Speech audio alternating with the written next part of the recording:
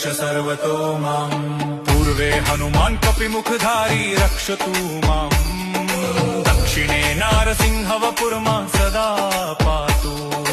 पश्चिमे गरुरूपवान् रक्षतु उत्तरदिशि वराहरूप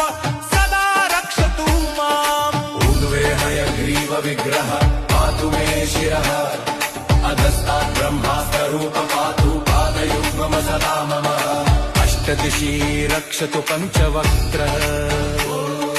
स्वप्ने जागृति गच्छत पश्यत शयानम्